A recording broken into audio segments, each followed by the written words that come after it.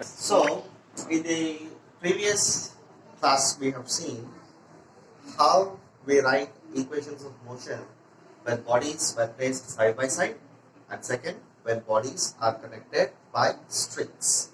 In this particular session, we will see the concept of apparent weight. What is apparent weight? What is true weight? True weight is the force with which Earth pulls us towards its center. And so therefore, you have your basic definition of weight as W equals mg. The unit for it is obviously newtons. Remember that weight is the force with which a body is attracted towards the center of the earth. Now, it's a common experience that whenever we are in a lift, say the lift is at rest. When the lift is at rest, you have just entered the lift. Say your mass is m, and then what are the forces that act over you? The forces that act over us are our own weight mg, and of course the floor of the lift exerts a normal reaction N on us, and so therefore we are in equilibrium. So obviously when the lift is at rest, the normal reaction offered by the lift is equal to our weight mg, and so therefore you don't feel much. You don't feel any difference. But then, let us say the lift has suddenly accelerated upwards. The lift has suddenly accelerated upwards. So this is the lift in which you are standing, right? And the lift suddenly moves up with an acceleration.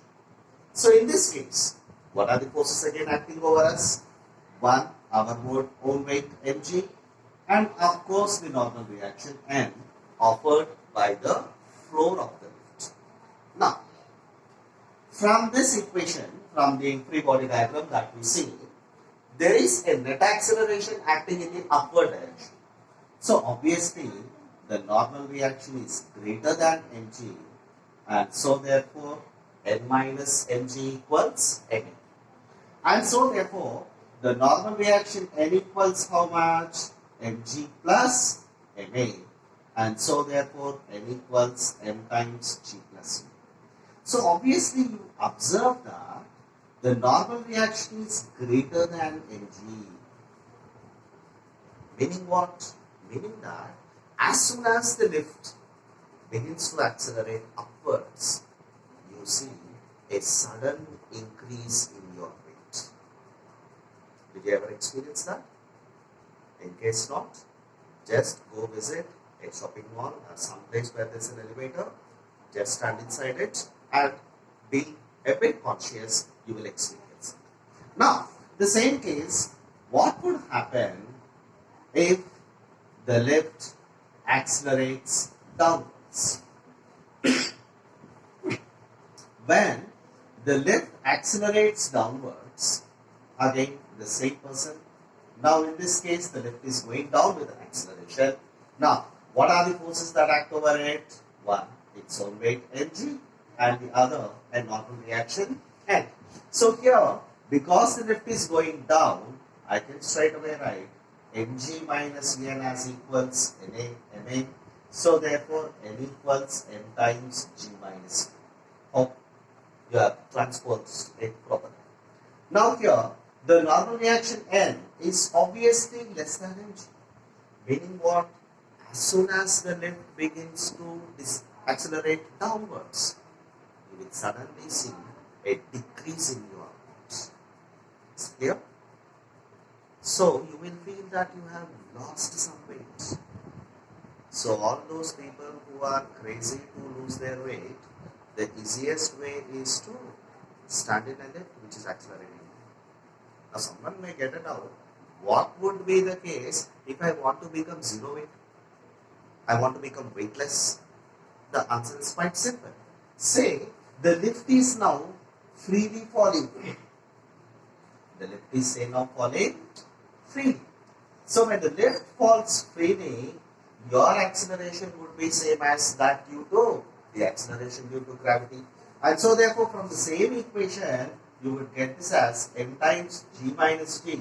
So therefore n equals to 0, implying that you will suddenly begin to experience weightlessness as soon as the lift cord breaks and the lift begins to fall free. Okay. This is clear to everyone. Fine. And one last thing. What if the lift moves with a constant velocity?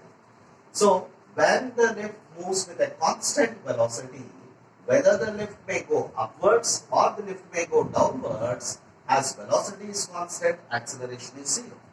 So, when velocity is constant, acceleration is 0, implies in either of the equations, n is equals m times 0, so n equals mg, and when the lift is going downwards, n equals m times g minus a is again 0, so n equals mg. So, as soon as the lift moves with a constant velocity, you would not experience any change in your weight.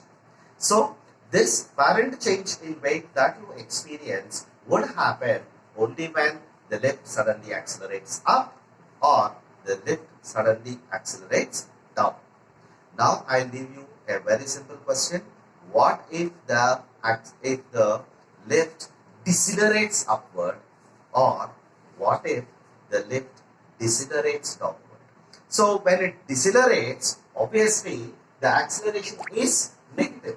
So, when the acceleration is negative and the lift is decelerating upwards, isn't it? So, in this case, you will have a minus a over here, and when the lift is moving downwards with a deceleration, here minus of minus a would become a plus a. That means either of the equations would get exchanged in the case the lift is decelerating. Is it clear? I will show you another similar situation where the same equations would hold.